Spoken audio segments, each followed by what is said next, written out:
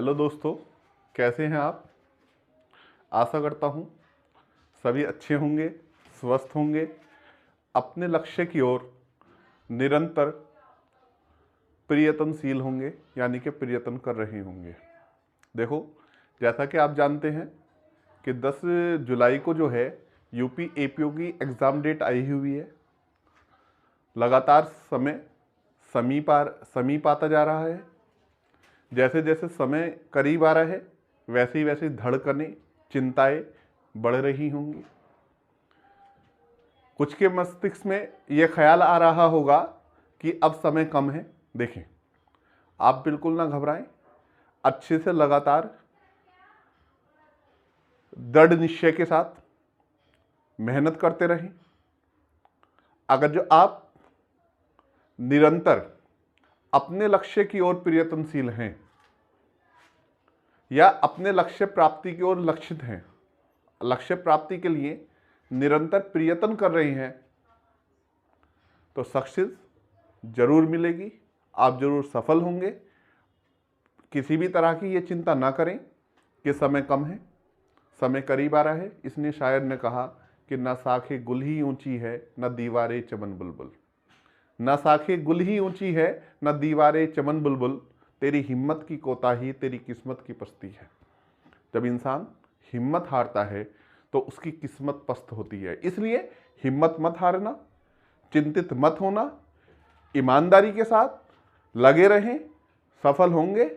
सोचते रहें, जितना भी हो सके मेहनत करें। सही है, जैसा कि आप जानते हैं हमने यूपी एपीओ का क्रैश कोर्स शुरू कर रखा है और इसी क्रम में निरंतर हमारी वीडियोस आ रही हैं। और आज फिर इस क्रम को आगे बढ़ाते हुए, इसमें एक कदम और आगे रखते हुए, कल जैसा कि आपने देखा कि हम डिस्कस कर रहे हैं भारतीय साक्ष्य अधिनियम की धारा 3 को, जो कि निर्वचन खंड है। इसे हमने डिस्कस करा। साथ साथ कल पिछले वीडियो में जो है ये भी बता दिया कि विधानमंडल का आखिर क्या आशय होता है जो वो इन शब्दों को परिभाषित करता है। इसी क्रम को आगे बढ़ाते हुए आज हम शुरू करेंगे विवादक तथ्य। क्योंकि कल वाली वीडियो में मैंने जो है न्यायालय को, तथ्य को और सुसंगत को डिस्कस किया था। जिसने वीडियो ना देखी है वो पिछली वीडियो में चले जाए पार्ट नंबर 3 में, और वहां पर जाकर ये वाली चीज देख सकते हैं। आज हम देखेंगे विवादक तथ्य। विवादक तथ्य जिसके नाम से ही जाहिर होता है विवादक तथ्य, यानी कि ऐसा तथ्य जो विवाद का विषय हो या वो तथ्य जिस पर विवाद हो। तो विवादक तथ्य क्या है कि ऐसे तथ्य जो पक्षकारों के बीच विवादग्रस्त होते हैं, यानी कि जिस तथ्य को लेकर पक्षकारों के बीच विवाद है वो विवादक तथ्य कहलाते हैं। पहले हम इसका सामान्य अर्थ जानेंगे। सामान्य अर्थ इसका यह है, अधिनियम ने क्या अर्थ दिया है इसे हम बाद में देखेंगे। यानी कि इससे और आगे थे तो हम कह सकते हैं कि विवादक तथ्य ऐसे तथ्य होते हैं जिनको किसी वाद में एक पक्षकार द्वारा प्रतिपादित करता है। क्या करता है? एक पक्षकार प्रतिपादित करता है और दूसरा पक्षकार या तो उन्हें स्वीकार करता है या अस्वीकार करता है। अभी मैं सामान्य अर्थ की बात कर रहा हूं। और जब मैं सामान्य अर्थ की बात करूं तो विवादक तथ्य ऐसा तथ्य जिसके ऊपर विवाद है, जो पक्षकारों के बीच विवादग्रस्त है। आगे हमने देखा कि ऐसे तथ्य जिनको किसी वाद में एक पक्षकार प्रतिपादित करता है और दूसरा पक्षकार या तो उन्हें स्वीकार करता है या अस्वीकार करता है, विवादक तथ्य कहलाते हैं। यानी कि हम सीधी सी बात करेंगे कि विवादक तथ्य वो तथ्य होते हैं जो पक्षकारों के बीच विवादग्रस्त हैं, यानी कि जिनके पक्षकारों के बीच विवाद है। ए कहता है ये मार्कर मेरा है, बी कहता है ये मार्कर मेरा है। ए कहता है मेरा है, बी कहता है मार्कर। तो विवाद किसके ऊपर है? मार्कर के ऊपर। तो मार्कर किसका है? ये विवादग्रस्त तथ्य है। ये तथ्य क्या है? विवादग्रस्त है। अब जब हम अधिनियम की परिभाषा को पढ़ेंगे तो अधिनियम ने कहा कि विवादक तथ्य से अभिप्रेत है और उसके अंतर्गत आता है। विवादक तथ्य से अभिप्रेत है और उसके अंतर्गत आता है, यानी कि अधिनियम ने विवादक तथ्य को विशेष रूप में परिभाषित किया है। क्या कोई भी ऐसा तथ्य है? तो विवादक तथ्य के अंतर्गत कोई भी आता है, कोई भी ऐसा तथ्य जिस अकेले ही से या अन्य तथ्यों के संग में, यानी कि अन्य तथ्यों के साथ में मिलकर किसी ऐसे अधिकार, दायित्व या निर्योग्यता के जिसका किसी वाद्य कार्यवाही में प्राख्यान या प्रत्याख्यान किया गया है, अस्तित्व, अनस्तित्व, प्रकृति या विस्तार की उत्पत्ति अवश्यमेव होती है। ये अधिनियम में परिभाषा दी है। इस परिभाषा को पढ़ने के लिए, इस परिभाषा को समझने के लिए जो हम अधिनियम में जो दी गई परिभाषा है उसे ऐसे पढ़ेंगे, जब समझ में आएगी कि कोई भी ऐसा तथ्य है जिस अकेले से ही या अन्य तथ्यों के संग में, जैसे मैं बता रहा हूं ऐसे पढ़ने की कोशिश करना, उम्मीद करता हूं आपकी समझ में ज्यादा आएगा। कि कोई भी ऐसा तथ्य है जिस अकेले से ही या अन्य तथ्यों के संग में किसी ऐसे अधिकार, दायित्व या निर्योग्यता के अस्तित्व, अनस्तित्व, प्रकृति या विस्तार की उत्पत्ति अवश्यमेव होती है जिसका किसी वाद्य कार्यवाही में प्राख्यान या प्रत्याख्यान किया गया है। समझना क्या कहा कि विवादक तथ्य से अभिप्रेत है और उसके अंतर्गत आता है। बेयर एक्ट जो आपके पास हो तो उसे साथ लेकर बैठेंगे। कोई भी ऐसा तथ्य जिस अकेले ही से या अन्य तथ्यों के संग में किसी ऐसे अधिकार, दायित्व या निर्योग्यता के अस्तित्व, अनस्तित्व, प्रकृति या विस्तार की उत्पत्ति अवश्यमेव होती है जिसका किसी वाद या कार्यवाही में प्राख्यान या प्रत्याख्यान किया गया है। यानी कि हम सीधी सी बात कह सकते हैं कि वो पक्षकार, वे विषय जो पक्षकारों के बीच विवादक ग्रस्त होते हैं वे विवादक तथ्य कहलाते हैं। याद रखना, इस परिभाषा के अनुसार या जब हम इस परिभाषा को पढ़ लेंगे और इसका हम निष्कर्ष निकालेंगे तो इसका निष्कर्ष यह निकलता है कि किसी भी तथ्य को विवादक तथ्य तभी माना जाएगा जब दो शर्तें पूरी करता हो। पहली क्या कि उस तथ्य के बारे में पक्षकारों में मतभेद हो। तथ्य के बारे में क्या हो? पक्षकारों में विवाद हो और वह इतना महत्व रखता हो, वो तथ्य जिसके बारे में विवाद है वो इतना महत्व रखता हो कि उसी पर पक्षकारों के अधिकार और दायित्व निर्भर करते हों।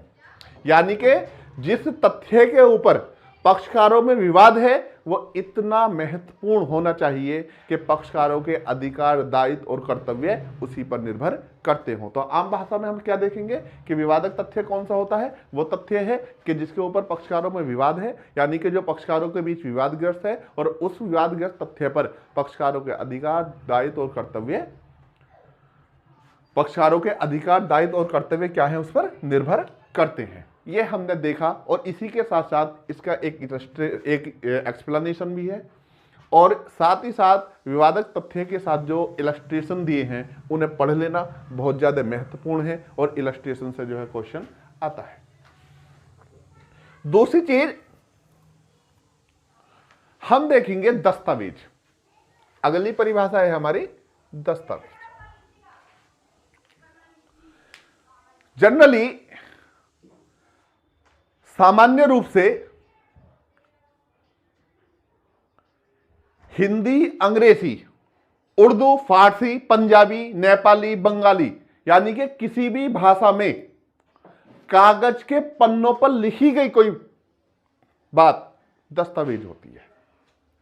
सपोज करो ये पेपर है, पेपर, इस पर कुछ शब्द लिखे हैं, तो जो दस्तावेज है वो ये कागज नहीं है बल्कि ये शब्द जो है ये दस्तावेज है। कागज दस्तावेज नहीं है बल्कि कागज तो एक पदार्थ है। कागज क्या है? एक पदार्थ है और इसके ऊपर जो लिखे हुए ये शब्द हैं वो दस्तावेज है। तो कभी भी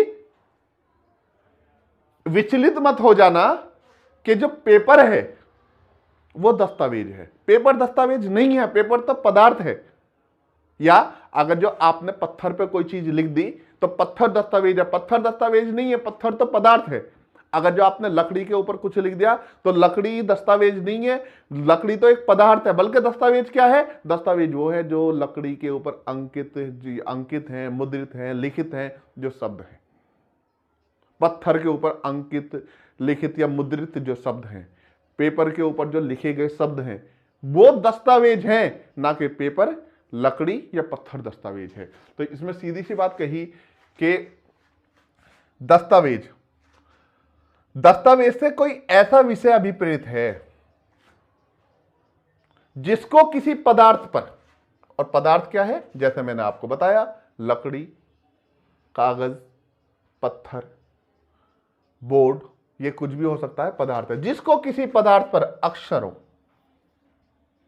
अंकों, चिन्हों के साधन द्वारा या उनमें से एक से अधिक साधन द्वारा, या तो यानी कि सीधे अक्षर ही लिखे हों, अक्षर के साथ साथ चिन्ह भी बना दिए गए हों, या अंक भी हो, तो क्या कहा कि दस्तावेज से कोई ऐसा विषय अभिप्रेत है जिसको किसी पदार्थ पर अक्षरों, अंकों या चिन्हों के साधन द्वारा या उनमें से एक से अधिक साधनों द्वारा अभिव्यक्त या वर्णित किया गया हो, अभिव्यक्त किया गया हो या वर्णित या उस पर लिखा गया हो, और सिर्फ किसी पदार्थ पर कोई अक्षर, अंक, चिन्ह, कोई अक्षर, अंक, चिन्ह वर्णित करने से ही वह पदार्थ नहीं हो जाता, बल्कि उसके लिए दूसरी शर्त क्या है, दूसरी शर्त यह है कि जो उस विषय के अभिलेखन के प्रयोजन से उपयोग किए जाने को आश्रित हो या उपयोग किया जा सके। साथ ही साथ जिस चीज को हम किसी पदार्थ पर लिख रहे हैं उस विषय के बारे में वो साक्ष्य में उपयोग भी किया जा सके, यानी कि उपयोग किए जाने को आश्रित होना चाहिए। आशय यह होना चाहिए कि जब जरूरत पड़ेगी तो इस विषय के बारे में मैं इन्हें साक्ष्य के रूप में उपयोग में ले आऊंगा। मैंने क्या, सपोज करो एक दूध वाला है, अनपढ़ है, पढ़ा लिखा नहीं है, वो एक घर में आता है, दूध देता है, 1 लीटर दूध देता है और एक निशान लगा देता है। दूसरे दिन दूध देता है, फिर निशान लगा देता है, फिर निशान लगा देता है, फिर निशान लगा देता है। किस लिए? कि जिस दिन दूध का हिसाब होगा तो इससे पता चल जाएगा। एक तो यह हो गया। दूसरी चीज आपने देखा होगा, कई बार बच्चे जो है खेलते हैं, वो क्या करते हैं, दीवार पर कोयले वगैरह से लेके इस तरह के निशान लगा देते हैं। ये भी निशान है, ये भी निशान है। डिफरेंस क्या है? यहां पर तो आशय खेल है और यहां पर आशय क्या है कि जो मैं ये चीजें लिख रहा हूं, जब दूध का हिसाब होगा तो ये चीजें जो है उस टाइम साक्ष्य के रूप में उपयोग में लाई जा सकती हैं। तो दस्तावेज के लिए क्या चीजें जरूरी हैं? 2 चीजें जरूरी हैं। पहली बात तो अक्षरों, अंकों, चिन्हों, किसी को भी किसी पदार्थ पर अभिव्यक्त किया गया हो या वर्णित किया गया हो, और साथ ही साथ वो उस विषय के अभिलेखन के प्रयोजन से उपयोग किए जाने के लिए आश्रित हो, यानी कि उनका आशय यह होना चाहिए कि साक्ष्य के अभिलेखन के प्रयोजन से जो है ये उपयोग में किए जा सकते हैं। यानी कि सीधी सी बात, आम भाषा हम जो दस्तावेज की समझेंगे तो कभी भी कोई पदार्थ दस्तावेज नहीं होता, बल्कि उस पर अंकित, मुद्रित, चित्रित जो शब्द होते हैं वो दस्तावेज होते हैं। और जब हम देखेंगे तो भारतीय साक्ष्य अधिनियम की धारा 3 वो भी दस्तावेज को परिभाषित करती है, आईपीसी की धारा 29 वो भी दस्तावेज को परिभाषित करती है, और जनरल क्लोजेज एक्ट की धारा 3 सब उपधारा 18 इसमें भी जो है दस्तावेज को जो है परिभाषित किया गया है। अगली वीडियो बहुत जल्दी आ जाएगी। पढ़ते रहें, निरंतर तैयारी करते रहें, अपने पद से बिल्कुल भी विचलित ना हो। मैं आपको यही कहूंगा कि मंजिल ना ओझल होने पाए, कदम से कदम मिलाकर चल। मंजिल ना ओझल होने पाए, कदम से कदम मिलाकर चल। सफलता तेरे कदम चूमेगी, आज नहीं तो कल। लगे रहें, धैर्य से काम रहें, धैर्य को बनाए रखें, और साथ ही साथ वीडियो को शेयर करते रहें, लाइक करते रहें, चैनल को सब्सक्राइब करते रहें। जल्दी ही मिलते हैं नई वीडियो के साथ। जब तक के लिए जय हिंद, जय भारत।